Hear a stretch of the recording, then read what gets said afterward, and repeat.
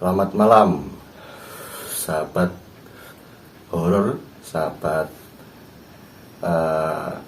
intelektual mistika. Pada malam ini kita mau cerita sedikit mengenai cerita horor mistis yang kita alami, yang pernah kita alami tempo dulu. Judulnya itu kita pernah melakukan sebuah ritual, semacam ritual penelusuran gaib. Nah, di sini saya ditemani oleh Kang Epen dan Kang Sebloh. Jadi panggilan akrabnya adalah Kang Epen dan Kang Sebloh. Nah, Kang Epen ini sebagai praktisi spiritual dan juga bersama Kang Sebloh. Nah, dulu itu seingat saya masih belajar penelusuran gaib ya. Jadi belajar untuk mengasah kepekaan indrawi yang dimiliki oleh manusia, karena setiap manusia mempunyai kepekaan indrawi masing-masing, tergantung bagaimana kita untuk mengasah sebenarnya untuk merasakan gelombang energi lain dalam tanda kutip itu. Nah, tidak usah lama-lama. Jadi ceritanya gini, kita berlapan orang kalau nggak salah. Jadi aku, Kang Epen, Kang Sebloh, terus ada lagi 5 orang lain. Nah, itu ada di daerah namanya itu Kamanwurung. Jadi di situ dulu ada makam tapi nggak jadi. Mau jadikan makam nggak jadi. Iya bener ya? Iya. Nggak jadi dulu banget di dekat desa A lah, nggak usah saya sebutkan. Itu mau dibikin makam tapi sejarahnya itu nggak jadi. Namanya daerahnya itu Kamanwurung. Nah, di Kamanwurung itu sebenarnya nggak ada apa-apa, cuma tegal biasa. Jadi cuma ladang jagung, ladang palawija biasa. Nah, dan nggak ada sebuah tempat seperti makam atau di mata air atau apa yang sekiranya angker, itu nggak ada. Jadi cuma tegalan gitu. Walaupun di dekatnya itu memang ada makam desa di desa tersebut. Nah, kami berlapan ini awalnya meditasi, jadi dibagi ke beberapa titik. Jadi ke-5 orang itu juga pengen jajal, pengen nyoba, pengen tahu, pengen merasakan energi-energi lain itu. Nah, itu dibagi menjadi beberapa titik, di sebelah utara ada, barat, di timur, di selatan.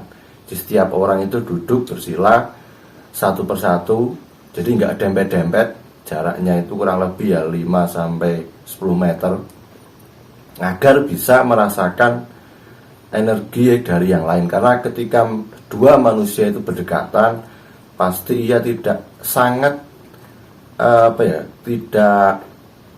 bisa merasakan energi lain, karena yang ia rasakan adalah hawa manusia yang di dekatnya, kecuali kalau dia punya kepekaan yang tinggi, sensitivitas indera yang tinggi.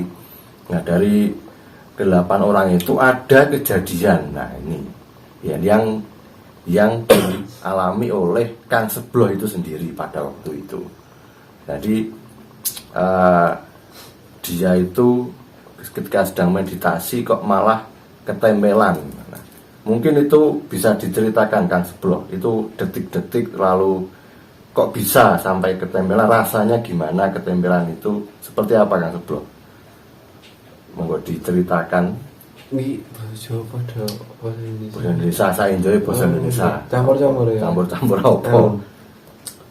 Jadi pada waktu itu hari apa ya, Kang? Malam Jumat. Malam Jumat nggih. Malam Jumat niku lah nggih meditasi ke Kamanwurung itu. Setelah yang meditasi 4 orang mas, 4 orang, yang 2 orang sebelah timur, yang 2 orang sebelah barat. Terus yang sebelah barat itu madep ke barat, yang timur madep ke timur, 2 lagi. Sekian lamanya udah meditasi terus konsentrasi, itu teman saya yang sebelah itu langsung menghadap ke arah timur, saya masih menghadap ke barat. Harusnya menghadap ke barat, malah menghadap ke timur. Gitu. Nah terus sekitar 10 menitan itu kok apa ya, punggung di bagian punggung itu seperti ada kerasa api menyengat, api. Jadi kayak panas menyengat rasanya di apa, di gitok, di enggak boyok di punggung, di punggung boyok. terasa panas, punggung bagian bawah langgit. Terus dan apa, api ini pula saya kira temen yang jahil itu loh mas. Saya undur-undurin gitu, udah gak konsentrasi itu mas. Beberapa kali lah, 3 kali, terus selesai karena udah gak tahan saya untuk apinya itu loh mas. Terus itu pokoknya jam berapa ya? Iya sekitar 12:30 gitu. Kurang lebih. Udah meditasi 1 jam. Iya 1 jam. Terus setelah berjalan 10 menitan lah mau pulang, kok di punggung atas ini panas banget nih mas, panas banget sih, tekan ngumah lah panasnya. Nah terus tekan ngumahku, kalau anjang Kang Wendy ini kan kok gegerku boyok kok panas banget mas. Panas, wah panasnya semuli naik bediding pas awan-awan ngono mas, panasnya banget. Kayak pas siang hari berarti rasanya. Nah terus lainnya sudah pulang, aku langsung manggil Kang Wendy. Kau ini eneng Kamanwurung tekan rumah iki mau kok panas terus toh kan ngoten lho. Terus diambilin dadap serat gitu. Iya. Dadap serat, terus ya konsentrasi di netralisir. Terus kerasa jadi dari punggung bagian bawah diurut itu di apa ya mas? Ya diurut ya. Diurut ke atas, dipijet. pakai dadap serat itu diurut ke atas kok kerasa makin panas. Terus sampai ke telinga kiri itu seperti kayak ada kerasa semut keluar, jadi kayak semut keluar itu mas dari sisi kiri telinga ini. Terus ya itu langsung badan udah enak, langsung tidur mas. Tapi kalau penampakan yang dilihat pada waktu di saat meditasi atau di tempat itu ada nggak? Kalau penampakan kalau saya kan konsentrasi mas, tapi kalau seingat saya ada kayak suara anak kecil lari di belakang saya, kayak ada anak kecil seliwar gitu ke didul gitu. Nah terus ya ini pun langsung punggungnya langsung panas. Terus kayak anak kecil itu nemplok gitu ya. Rasanya kayak ada yang numbruk gitu. Numbruk gendong sampai rumah gitu mas. Oke. Nah kalau menurut Kang Epen sebagai praktisi spiritual sekaligus yang disepuhkan di grup itu gimana menurut panjenengan ini? Jadi ada tubrukan energi atau ada gangguan atau seperti apa? Oh ya, menurut saya ya dari dulunya ya, nuwun sewu saya Pulau Ambali ceritanya Mas Fuad. Masalah Kaman Wurung dulunya itu di sana itu tempat apa ya? Sebelum rame desa itu ada beberapa penduduk yang dikenal atau dijuluki Mbah Birah. Mbah Birah itu sosok tokoh nenek-nenek yang agak nyeleneh lah. Nyeleneh itu dongeng dari orang tua di desa Dukuhan, maksud Mas Fuad tadi yang desa A gitu ya. Tadi. Nah, kebetulan di tempat itu pernahnya kan di ladang paman saya lah, masih saudara dengan ibu saya. Dulu ada sekitar 7 makam kalau nggak salah. Lah ada di makam itu dikenal sebagai makam Buddha. Lah dia selagi sakit itu minta Mbah Birah itu minta dimakamkan untuk di sebelah perempatan. Nah, tepatnya di sisi jalan raya itu. Sampai sekarang ada tenger pohon kamboja itu. Nah, pohon kamboja itu sampai sekarang juga dangkelnya itu masih.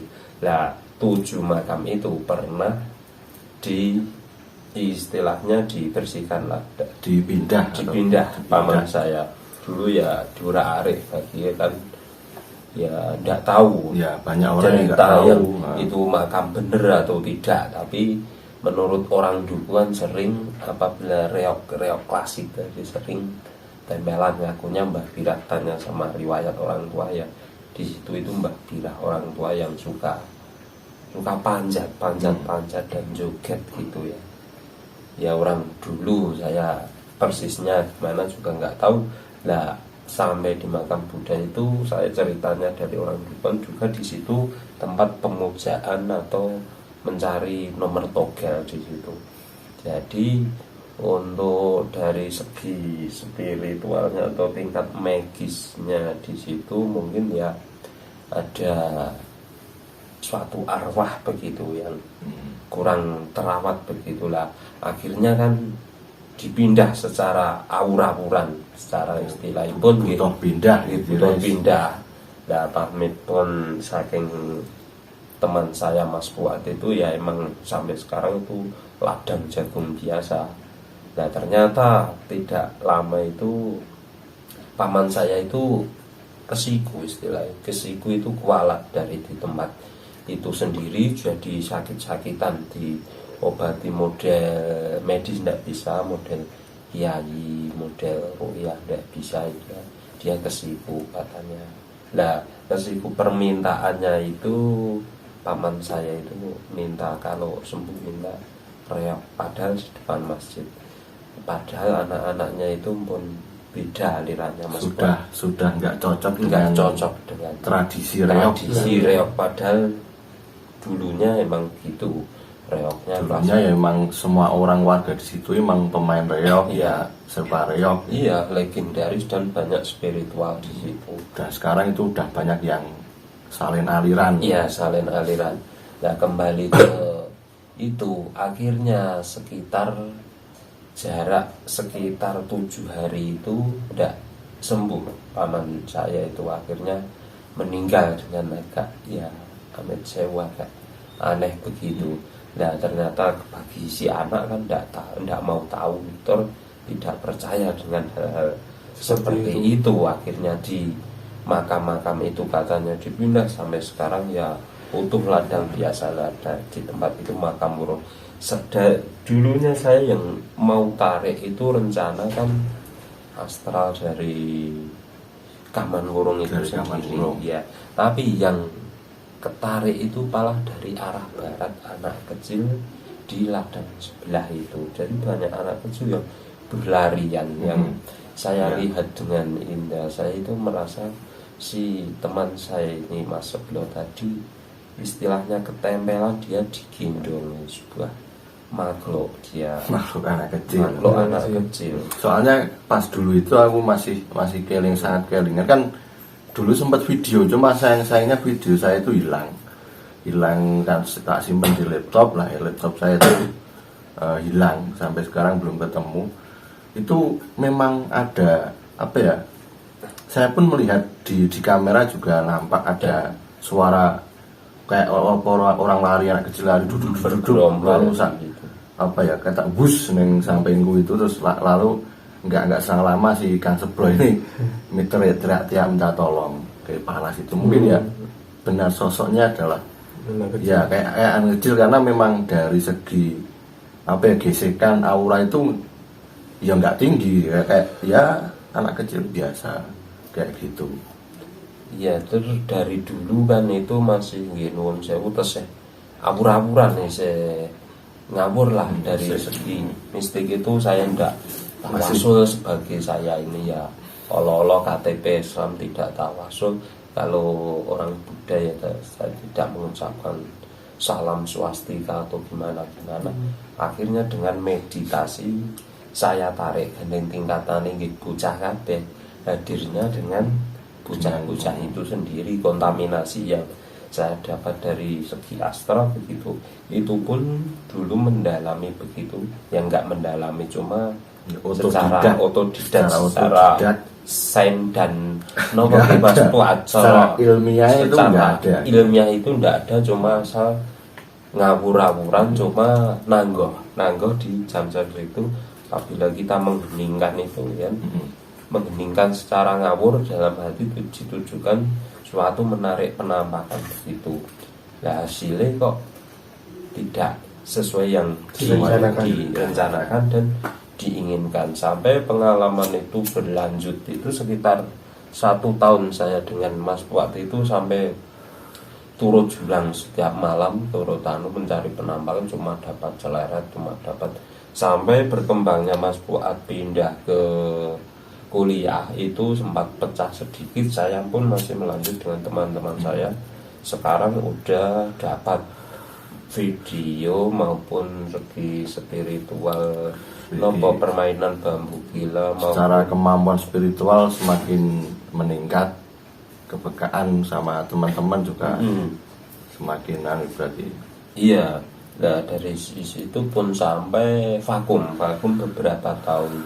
Nah kebetulan di malam hari ini ya kita temu kangen jumpa spiritual ini, nuwun sewu istilahnya dari orang Islam, itu pelajaran yang tidak perlu dipelajari dan tidak mengajarkan hal-hal seperti itu. Dan itu cuma pengalaman bocah gendeng istilah Inggris, pengalaman ditiru. Pengalaman wong sing gabut ibaratnya, daripada nganggur mending menelusuran demit. Penelusuran demit. Di masa-masa saya seperti itu, istilah pikiran sama cewek sama tidak ada. Di masa-masa era saya dengan Mas Pak dan teman saya, pikirannya cuma ada hantu, demit dan demit. Jadi di pikiran itu nggak ada yang namanya kayak orang remaja pada umumnya. Nah jadi ada apa ya, sepenggal cerita. Jadi mungkin setelah ini kita bisa lanjut cerita keseruan apa ya, grup belusuan demit. Jadi tadi udah ada yang namanya apa ya, sebenarnya memang setiap aktivitas atau ritual semacam ini sebenarnya niatnya bisa ngawur. Ayo ibaratnya, ayo daripada nganggur menelusuran ke mana, ke jurang ini, ke Manwurung, ke makam, terus lalu setelah itu berkembang mainan jalangkung, mainan bambu gila dan segala macam. Mungkin untuk permainan jalangkung lalu apa mendapat pengalaman mistik yang lain, terus cerita bambu gila nanti akan dilanjut ke video selanjutnya, karena pembahasan akan lebih menarik dan lebih panjang, karena sejarah bambu gila yang kami ini buat ya, kami ini kan sebenarnya kan awalnya cuma tertarik dengan tradisi bambu gila yang ada di Maluku, ada di Pulau Sulawesi kalau nggak salah. Terus di diakulturasikan dengan metode pendekatan Jawa gitu ya, mistik Jawa. Jadi menggunakan menyan, menggunakan kembang setaman, menggunakan dupa, terus menggunakan uluk salam dengan bahasa Jawa. Demit-demitnya pun juga mendatangkan dari demit Jawa, bukan dari demit Sulawesi. Karena secara bahasa dan bukan dari Jakarta. Bukan dari Jakarta juga, bukan dari apa tuh? Assalamualaikum, waalaikumsalam, hadir. Sing akike ono masih ono apa jenenge cincinnya kayak gitu, bukan seperti itu. Nah mungkin itu video selanjutnya. Jadi kesimpulan pada video kali ini adalah ya mistik itu ada gitu. Semua hal yang mistik itu ada, dan jangan meniru apa yang kami lakukan, karena kami lakukan itu kira-kira ya, 7 tahun atau 6 tahun yang lalu ya sekitar 7-8 tahun yang lalu. Pada waktu itu saya masih SMA gitu.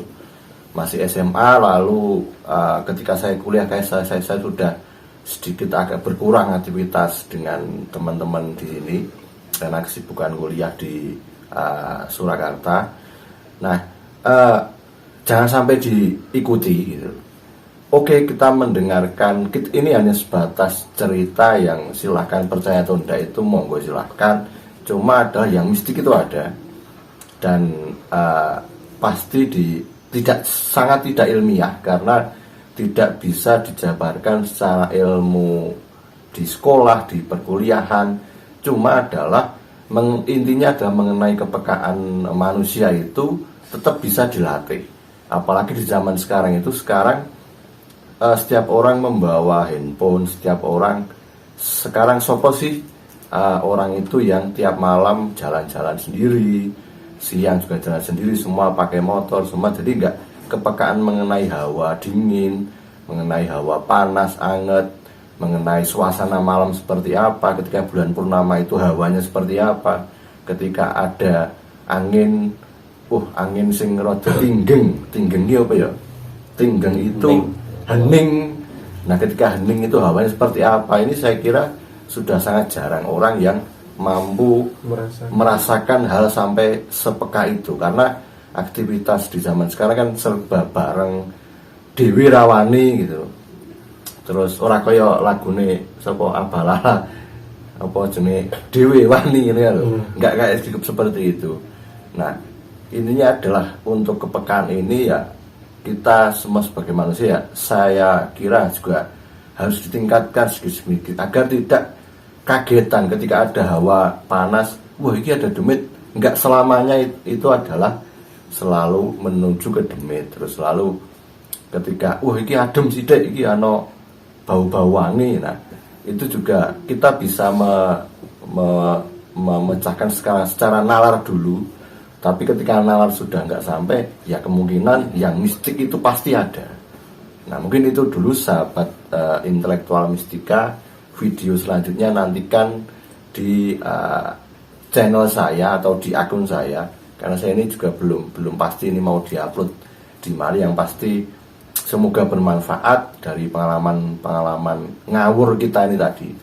Nah, mungkin itu dulu. Selamat malam sahabat mistik.